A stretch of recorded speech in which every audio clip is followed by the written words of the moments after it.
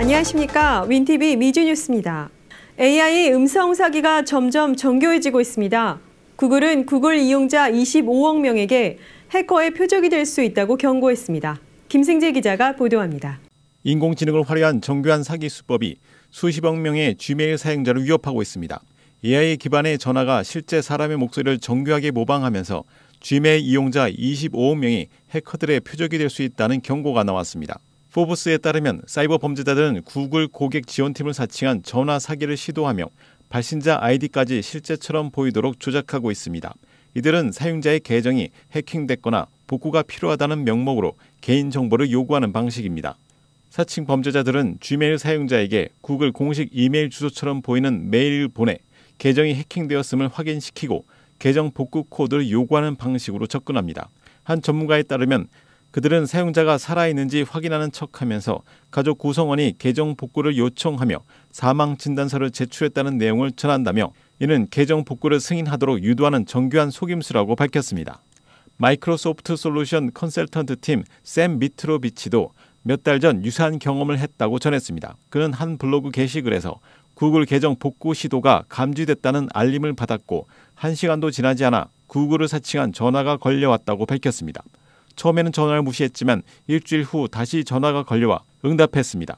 미트로비치는 자세히 들여다보면 여러 가지 의심스러운 점이 있지만 이 통화는 충분히 많은 사람들을 속일 수 있을 만큼 정교했다며 AI를 활용한 사기 수법이 점점 더 정교해지고 대규모로 실행되고 있다고 경고했습니다. 이에 대해 포브스는 사용자들이 악성 해킹으로부터 계정을 보호하기 위해 고급 보호 모드를 활성화할 것을 권장했습니다. 구글 대변인은 고급 보호 모드는 사용자의 신원을 추가로 확인하는 과정이 포함되며 패스키와 스마트키를 활용해 계정을 보호한다며 해커가 로그인 정보를 입수하더라도 계정을 안전하게 지킬 수 있다고 밝혔습니다. 윈티비 뉴스 김승재입니다. 며칠 전 워싱턴 DC 내셔널 공항 상공에서 헬리콥터와 여객기의 충돌 사고가 있었는데요. 2006년부터 조종사들이 이곳에 대한 충돌 위험과 불만을 끊임없이 제기했다고 합니다. 전성구 기자가 보도합니다. 워싱턴 DC 레이건 내셔널 공항 상공에서 헬리콥터와 다른 항공기간 충돌 위험이 지속적으로 제기된 것으로 밝혀졌습니다. NBC5 인베스티게이츠가 나사 항공 안전 보고 시스템을 분석한 결과 2006년부터 조종사들이 공항 위의 영공이 혼잡하다는 것과 헬리콥터의 비행 패턴에 대한 불만을 제기한 사례가 최소 16건 접수된 것으로 나타났습니다. 지난 31일 밤 블랙호크 헬리콥터가 포토맥강 상공에서 상륙 중이던 아메리칸 항공 여객기와 충돌해 67명이 사망하는 참사가 발생했습니다. 미 연방항공청과 국가교통안전위원회가 사고 원인을 조사 중이며 이는 20년 만에 미국에서 발생한 최악의 항공기 충돌 사고로 기록됐습니다. 조종사들은 2006년 군용 헬리콥터로 인해 착륙을 포기해야 했던 사례를 보고하며 이런 위험한 상황이 허용되는 이유를 이해할 수 없다고 지적했습니다. 2013년 한 조종사는 군용 및 정부 헬리콥터가 밤낮 없이 강을 따라 운항한다며 헬리콥터가 불과 200피트 아래를 지나갔다고 보고했습니다. 2015년에는 아메리카 항공기가 착륙을 시도했던 활주로 33에서 다른 항공기와 충돌할 뻔한 사례가 접수됐습니다. 당시 조종사는 DCA 관제탑과의 의사소통 부족이 심각했다고 지적했습니다. 2023년 4월에도 조종사가 300피트 아래에 있던 헬리콥터를 보지 못했으며 교통정보도 전달받지 못했다고 보고했습니다. FAA의 예비 보고서에 따르면 사고 당시 DCA 관제탑의 인력이 부족했던 것으로 드러났습니다. 보통 헬리콥터 전담 관제사가 배치되지만 당시에는 다른 업무와 병행하는 방식이 적용됐습니다. 일리노이주 상원의원이자 블랙호크 헬리콥터 조종사 출신인 태미 덕스워트는 이 같은 사고 위험이 전국적으로 발생하고 있다며 군 조종사 훈련 시간 확대와 관제사 증원에 대한 논의가 필요하다고 강조했습니다. 윈티비 뉴스 전성구입니다. 지난달 모기지 금리가 상승하며 주택 구매력을 낮췄습니다. 이는 작년 8월 이후 최저 수준입니다. 심영재 기자가 보도합니다. 전미부동산 중개인 협회에 따르면 12월 기존 주택의 미계약 매매 건수가 전월 대비 5.5%, 전년 대비 5% 감소하며 4개월 연속 상승세가 꺾였습니다. 이는 지난해 8월 이후 최저 수준입니다. 미계약 매매는 향후 주택 거래를 예측하는 지표로 12월 모기지 금리 급등이 수요를 위축시킨 것으로 보입니다. 30년 고정 모기지 금리는 12월 6일 6.68%에서 19일 7.14%로 상승했습니다. 7% 금리는 심리적 장벽으로 작용하며 주택 구매를 주저하게 만들었습니다. 지역별로는 주택 가격이 높은 서부와 북동부의 하락폭이 컸습니다. 전미부동산 중개인협회 수석 이코노미스트 로렌스 유는 높은 모기지 금리가 주택 구매력을 크게 제한했다고 분석했습니다. 한편 레드핀에 따르면 1월 주택 판매 속도도 5년 만에 최저 수준으로 주택 매물이 계약 체결까지 평균 54일이 소요됐습니다. 반면 매물 공급은 증가세를 보이며 1월 신규 매물이 전월 대비 37% 늘어난 것으로 나타났습니다. 트럼프 대통령은 3만 명의 불법 이민자들을 악명 높은 관타나모 수용소로 보낼 것이라고 밝혔습니다. 김승재 기자가 보도합니다. 도널드 트럼프 대통령은 지난 29일 관타나모의 불법 이민자들을 수용할 대규모 시설을 준비하는 행정명령에 서명한다고 밝혔습니다. 트럼프 대통령은 이 명령으로 9.11 테러에 연루된 사람들과 군 죄수들을 수용하는 데 사용됐던 관타나모에 3만 명을 수용할 수 있는 시설을 준비하도록 지시할 예정입니다. 트럼프는 미국 이민법을 강화하는 레이큰 라일리 법안 서명 행사에서 관타나모에는 미국 국민을 위협하는 최악의 불법 외국인을 구금할 수 있는 3만 개의 침대가 있다고 말했습니다. 그는 그들 중 일부는 죄질이 너무 나빠서 그들을 구금할 국가조차 그들을 원하지 않기 때문에 관타나모로 보낼 것이라고 덧붙였습니다. 관타나모는 테러 용의자들을 수감하는 미 군사 기지로 가장 잘 알려져 있습니다. 미국이 테러와의 전쟁을 수행하면서 고문과 학대 혐의로 악명을 떨치기도 했던 곳입니다. 레이큰 라일리 법에 따르면 연방 공무원은 절도, 경찰관 폭행, 사람을 다치게 하거나 살해하는 범죄 등의 혐의로 체포되거나 기소된 외국인을 구금해야 합니다. 이 법안은 또한 주 검찰총장이 연방 공무원의 잘못된 이민법 집행으로 주 또는 그 시민들에게 피해를 입혔다면 연방 정부를 상대로 소송을 제기할 수 있습니다.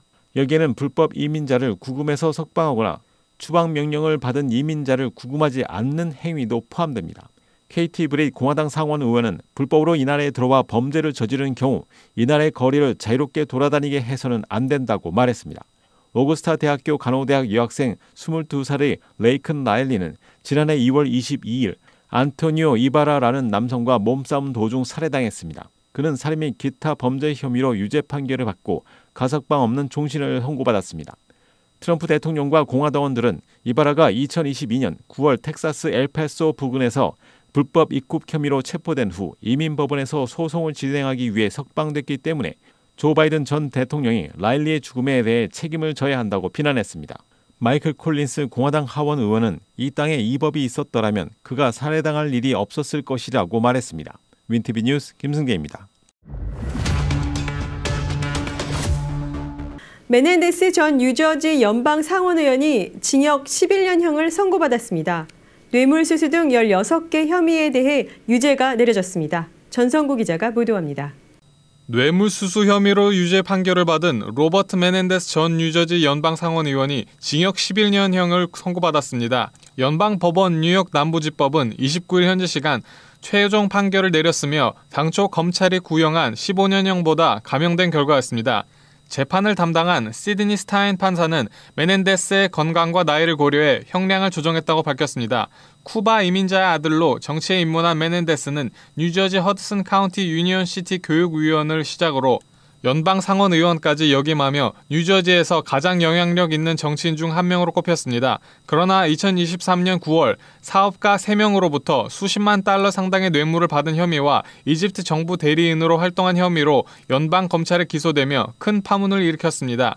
지난해 7월 배심원단은 부패 및 뇌물수수 등 16개 혐의에 대해 유죄를 판결했습니다. 선고 직전 메넨데스는 눈물을 흘리며 무죄를 주장했으나 스타인 판사는 한때 정치계 정점에 섰던 당신이 공공의 이익이 아닌 개인의 이익을 위해 행동했다고 지적하며 오는 6월 6일부터 복역을 시작하라고 명령했습니다.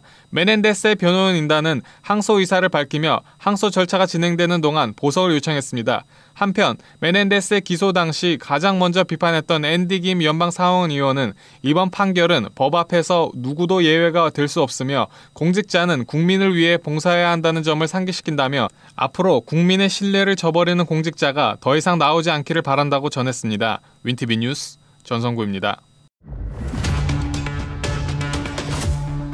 작년 11월 재난지역 유기동물을 보호소로 이동 중 추락사한 한국계 파일럿이 있었습니다. 이때 기적처럼 생존했던 유기견이 수술과 재활로 입양이 되었다는 소식입니다. 심영재 기자가 보도합니다.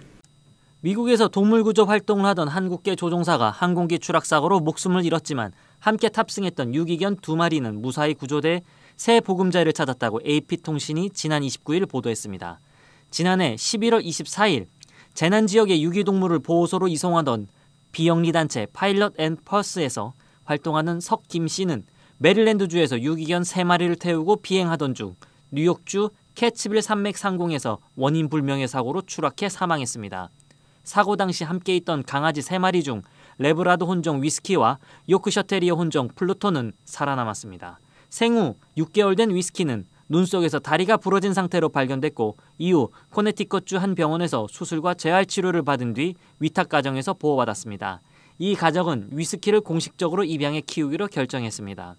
타박상을 입었던 플루토는 빠르게 회복돼 뉴욕주의 한 가정으로 입양됐습니다.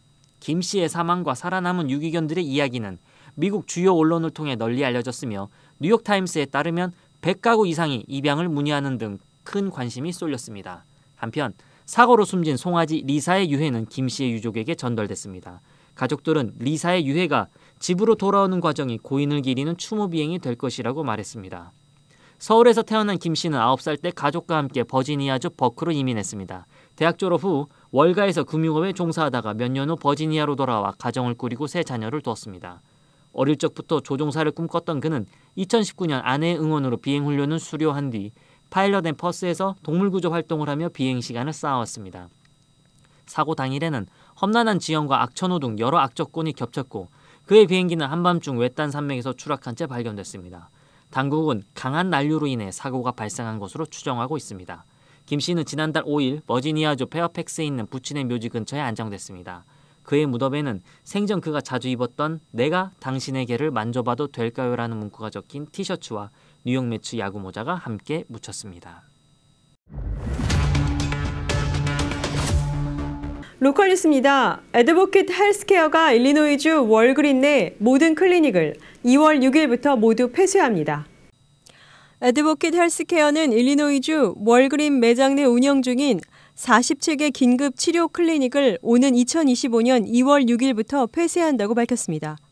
애드보킷 측은 신중한 검토 끝에 내린 결정이라며 환자들이 선호하는 방식으로 의료 서비스를 제공하기 위해 가정에서 이용 가능한 가상 진료 확대와 지역사회 내 긴급 치료 및 1차 진료소 접근성을 강화할 계획이라고 설명했습니다. 또한 애드보킷은 최근 시카고 남부 지역에 네이버후드 케어 시설을 개설해 교회 및 지역 커뮤니티 센터 내 의료 서비스를 제공하고 있다고 강조했습니다. 이번 폐쇄 결정에 따라 월그린 내 근무 중인 의료 보조 인력과 가상 진료 지원 인력의 재배치를 위해 월그린과 협력하고 있다고 덧붙였습니다. 애드보킷 헬스케어의 클리닉은 감기나 인후통 같은 경미한 질환 치료와 건강검진 등을 제공해왔습니다. 한편 월그린은 최근 2027년까지 1,200개 부진 매장을 폐쇄할 계획을 발표했으며 시카고 내 5개 매장이 2월에 문을 닫을 예정입니다. 뉴스를 마칩니다. 시청해주신 여러분 고맙습니다.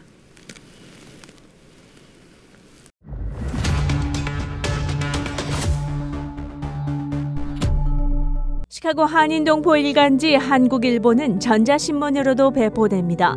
시카고 한국일보 무료 신문은 가까운 한인식당이나 마켓에서 볼 수 있습니다.